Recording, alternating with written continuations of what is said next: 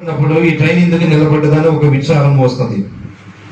కానీ మొట్టమొదటిగా మన జీవితంలో దేవుడు చేసేటి, దేవుడు మనపైన ఎంత విచారం పడుతున్నాడో ఒకసారి గమనించాలి. అవునా కాదండి? అవునా కదా? కాలంలో తిమోతితో ఒక మాట హెచ్చరించాను. ఆత్మ సంబంధమైన ఒక ముద్ర దేవుడు మన పైన వేసి ఉన్నాడు. బాప్తిసము తీసుకున్నట్టు వారికి ఆత్మ సంబంధమైన ఒక ముద్ర దేవుడు మన పైన వేస్తున్నాడు. మరి బాప్తిసం తీసుకోకుండా ఉన్నట్టు వారి పైన ఏ ముద్ర లేదు. కానీ వీరు కూడా ప్రార్థనకు వస్తున్నారు, పోతున్నారు. మరి ఆత్మ సంబంధమైన ముద్ర కలిగినట్టు వారు, బాగా ఆలకించండి, ఆత్మ సంబంధమైన ముద్ర కలిగినట్టు వారు ప్రార్థనకు వస్తున్నారు, ఆరాధన చేస్తున్నారు, మరి పాటలు పాడుతున్నారు, బైబిల్ చదువుతున్నారు, అన్ని చేస్తున్నారు. మంచిదే. వీళ్ళు దేవుని రాజ్యానికి వారసులా? ఇప్పుడు త్రాగుబోతులు, ఇంకా నేను ఒక్కగన వెళ్ళినట్టు వారు, వీళ్ళంతా దేవుని రాజ్యానికి వారసులా? అంటే వీరు బాప్తిసం తీసుకోకుండా ఉన్నట్టు వారిని నేను ప్రశ్నిస్తున్నాను. ఇప్పుడు బాప్తిసం తీసుకున్నట్టు వాళ్ళు, రక్షణ పొందినట్టు వాళ్ళు, దేవుని యొక్క సముఖంలోనికి వస్తున్నట్టు వారు బాప్తిసం తీసుకోకుండా ఉన్నట్టు వారిని హేళనగా చేస్తున్నారు. హేళనగా చూసినప్పుడు వాళ్ళలో ఒక విచారము, ఒక కలత వస్తుంది, ఒక కల్మషము వస్తుంది. ఇటువంటి రీతిగా నేను ఎందుకు మందిరానికి రావాలని వాళ్ళు అక్కడే నిలబడిపోయేస్తారు. చాలా మంది ఇటువంటి కార్యక్రమాలు ఈడుపడినప్పుడు, అప్పుడు బాప్తిసం పొందినట్టు నీవు దేవుని రాజ్యానికి వారసులను నువ్వు పరిశోధించుకోవాలి. నీ ప్రార్థన తలాంతుల ద్వారా ఆ యొక్క బలహీనులుగా వారిని మార్చే విధంగా చేసుకోవాలి. నీ పరిసరాలను, నీ కుటుంబాన్ని, నీ సంఘమును మరి అభివృద్ధి చేయాలంటే నువ్వేమి చేయాలి? నీ ప్రార్థన ద్వారా నువ్వు సరిగా నిలబడిపోవాలి. చదువుకున్నాం లూకాసు సువార్త 10వ అధ్యాయము, లూకాసు సువార్త 10వ అధ్యాయము 41వ వచనము. లూకాసు సువార్త 10వ అధ్యాయము 41వ వచనం. అందుకు ప్రభువు మార్తా నువ్వు అనేకమైన పనులను గూర్చి విచారము కలిగి తొందరపడుచున్నావు, కానీ అవసరమైనది ఒకటే. మరియు ఉందా? మరియా ఉందా? ఏదో కూడా తప్పు చదివావు, మరియు అని చదివావు. జాగ్రత్త, అక్షరాలు కూడా తప్పు. మరియా ఉత్తమమైన దానిని మన పనులు బట్టి మనకి విచారం వస్తుంది. ఏ పనులు? తినాలని ఒక పని ఉంటుంది, లేకపోతే పొలంలోనికి వెళ్ళాలని ఒక పని ఉంటుంది, ఉదయం లేచి వెళ్ళాలని ఒక పని. ఇటువంటి విచారము వస్తూ ఉంటుంది మానవునికి జీవితానికి.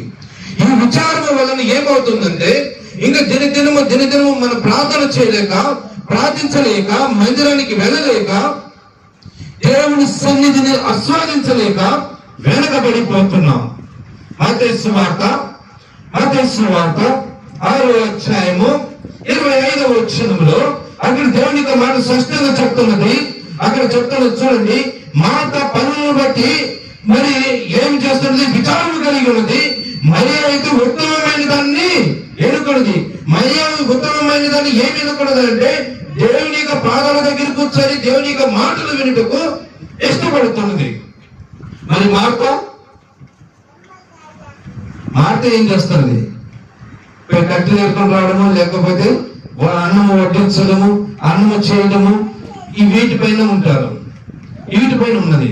ఈ దినాన సంఘానికి చాలా మంది స్త్రీలైనటువంటి వారు, పురుషులైనటువంటి వారు మరి ఎందుకు రాకుండా నిలబడిపోతున్నారు అంటే, కారణము పురుషుడు ఆదివారం బయటికి వెళ్ళేసి ఎక్కడంటే మాంసం తీసుకొని వస్తే సమయానికి అమ్మి భోజనము రెడీ చేయండి. ఇదొక విచారణ. ఈ పనుల వల్ల వారి జీవితాల్లో, వారి కుటుంబాలలో శాపకరమైనది మరి ఆ యొక్క కార్యక్రమాలు వస్తూనే ఉంటాయి. ఈ మందిరాన్ని ఎప్పుడైతే నువ్వు వెంబడించలేదో, ఈ శాపకరమైన కార్యములు కుటుంబానికి ప్రవేశించినప్పుడు మళ్ళీ వేరే మార్గాన్ని ఎంచుకుంటున్నాం. వేరే మార్గాన్ని ఎక్కడికి వెళ్ళి తాయితీ కట్టుకొని వస్తామా? ఎవరైనా ఏమేం చేస్తారా? వాళ్ళని ఆశ్రయించే బదులు అందుకని దేవుని మందిరంలో ఒక దినము గడుపుట శ్రేష్టమా? శ్రేష్టమా? 1000 దినముల కంటే 1000 దినం, ఒక దినం చాలు. నువ్వు ఒక దినము ఈ ఆదివారం మిస్ చేస్తుందంటే ఈ ఆదివారం పొందుకునే దీవెన వచ్చే ఆదివారం నువ్వు పొందుకోలేదు. ఆమె అటువంటి యొక్క పనులను బట్టి ఇక్కడ చెప్తున్న మాట చదువు మా యొక్క మాట 6:25 మత్తయి సువార్త 6:25.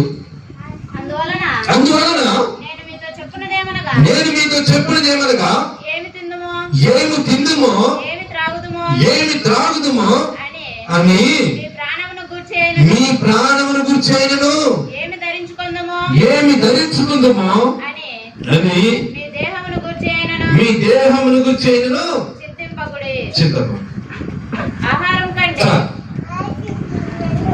చింతించవద్దు. ఏమి తిందుమా? ఆదివారంకి వచ్చినప్పుడు ఏమి తిందుమా ఏమి ధరించుకుందామని చెప్పేసి అనుకోవద్దు. డైరెక్ట్ గా మందిరంలోనికి రాండి, స్నానం చేసుకుని మందిరంలోనికి రండి, మందిరంలో కూర్చోండి. అప్పుడు మీ యొక్క విచారములన్నీ తొలగింపచేసి మీకు సమాధానాన్ని దేవుడు అనుగ్రహిస్తాడు. ఆమేన్. రెండో మాట చదువుకున్నాం. రెండో మాట అదే లూకాసు సువార్త 8వ అధ్యాయము 14వ వచనం. త్వరగా అదే లూకాసు సువార్త 8వ అధ్యాయము 14వ వచనం. ముళ్ళ పొదలలో పడిన వారు ఎవరనగా విని ఈ జీవన సంబంధమైన విచారముల చేతను ధనభోగముల చేతను అణచివేయబడి పరిపక్వంగా ఫలించనట్టి వారు. ఇప్పుడు మొదటిగా పనుల వలన విచారము వచ్చింది, ఇప్పుడు జీవన సంబంధమైన ఒక విచారము వచ్చేస్తుంది. జీవన సంబంధం అంటే ఎటువంటిది? మన జీవితానికి కావలసిన సదుపాయములను సిద్ధపరచుకున్నట్టుకు పొలంలోనికి వెళ్ళినట్టు వారు, పొలంలో విత్తనములు చదివినట్టు వారు అక్కడ కలుపు అనేది తీస్తూ ఉంటారు, అవునా? వేరే మొక్కలు పెరగకుండా. అలాగే నీ జీవితంలో పెరుగుతున్నట్టు ఆత్మ సంబంధమైనది కాక వేరే ఏదైనా పెరుగుతుందంటే దానిని తీసే ప్రయత్నము చేస్తూనే ఉండాలి. అప్పుడు నీ జీవితము ఎత్తుకుంటుందంటే నీ జీవితము నీ జీవనము నీ కుటుంబము దేవునితో ముడిపెట్టుకుని ఉంటుంది.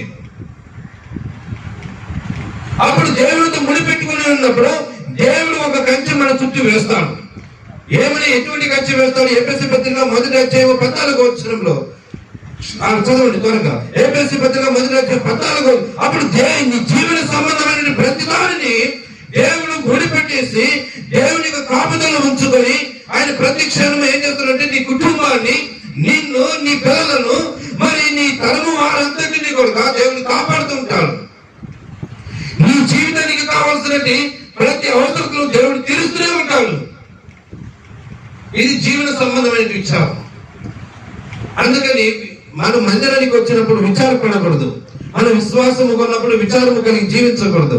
ఏమి చేయాలా, ఏమి తిందమా, ఇవన్నీ మనలో ఉండకూడదు. ఈ విచారం వలన చాలా సమస్యలు మనకు వస్తూ ఉంటాయి. అందుకని చదవండిమా, లేకపోతే నేను చెప్పానా? చదువుతారా? రైట్. దేవుని మహిమకు కీర్తి కలుగుటకై ఎవరు?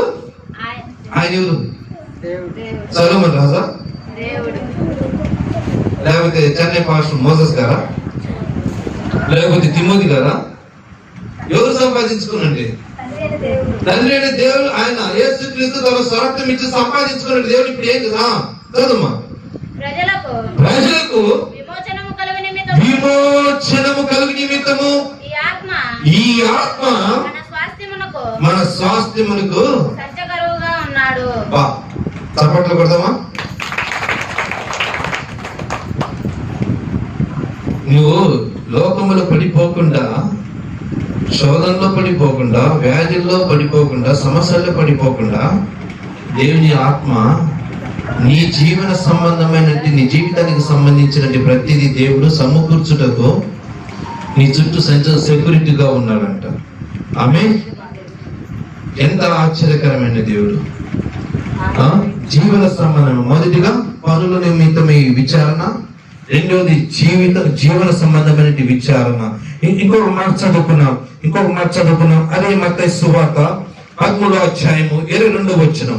మత్తయి సువార్త 13వ అధ్యాయము 22వ వచనంలో జీవన సంబంధమైన విచారము ఎటువంటిదో మరి అక్కడ తెలియపరిచి ఉన్నాడు. చదవండి ఆ మాట.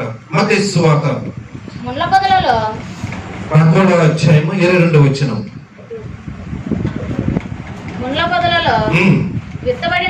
విత్తబడినవాడు వాక్యము వినువాడే గాని ఐహిక విచారము వలన ధనమోహమును ఆ వాక్యమును అణిచివేయును గనుక వాడు నిష్ఫలుడు. ఈ జీవన సంబంధమైన దానిలో నువ్వు వాక్యమును వింటున్నావు కానీ నీ ప్రక్కన ఏం పెరుగుతుంది? ఐహిక విచారం. ఎటువంటి విచారము? నేను ఉన్నతమైన స్థానంలో ఉండాలి, లేకపోతే యవనస్తులు వెనకల సీటులు ఇట్ట పైకి ఎత్తుకున్నట్టు బైక్ నేను కొనాలి, నేను పనుకొని పోవాలి.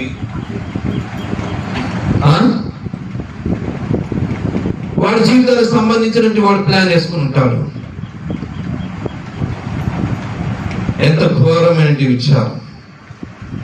మన జీవితానికి సంబంధించినటువంటి ప్రతిదీ ఆహార విషయములు కానీ మరి వీటి విషయములు కానీ మరి ప్రతిదీ దేవుడు బైబిల్ గ్రంథంలో స్పష్టంగా రాయించాడు. ఇది జీవన సంబంధం. మూడవదిగా చూస్తాము, మూడవ మాట తీసుకుంటున్నాం. కీర్తన గ్రంథము 94:19 అంతరంగమందు విచారము. కీర్తన గ్రంథము 94:19 త్వరగా చదవండమా.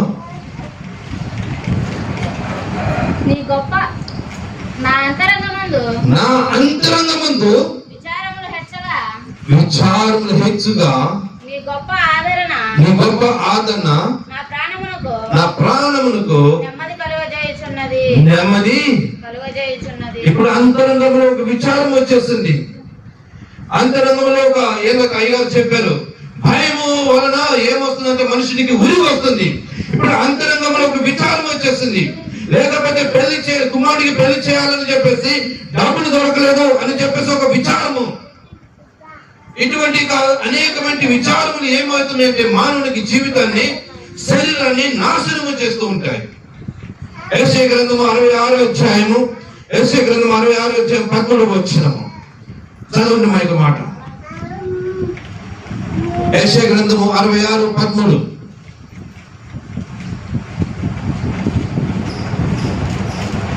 బైబిల్ తిరగేస్తున్నారే కానీ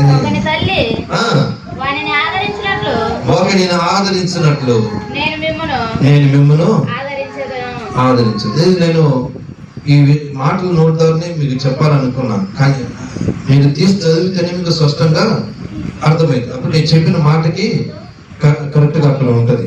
మీ చేత ఎందుకు చదివిస్తున్నానంటే బైబిల్ అనేది నేను చెప్పినదనే ఫటాఫట్ చెప్పుకుంటే పోతే మీరు బైబిల్ ఎప్పుడు చదువుతారు? ఇంకెప్పుడు చదువుతారు? ఫాస్ట్గా తీసేది అది కూడా నేర్చుకోవాలి. అవునా? మీరు చాలా చక్కగా చదువుతున్నాం, ఇంకా ఫాస్ట్ రావాలి. ఇప్పుడు గుంటూరు కాచిగూడ ఎక్స్ప్రెస్ మాదిరి కాదు. ఇప్పుడు గుంటూరు విజయవాడ ఎక్కడికి వాస్కోడిగా ఎక్స్ప్రెస్ మాదిరిగా మారిపోవాలి చదవాలంటే. చాలా సంతోషం. కానీ ఒక తల్లి వాడిని ఆదరించి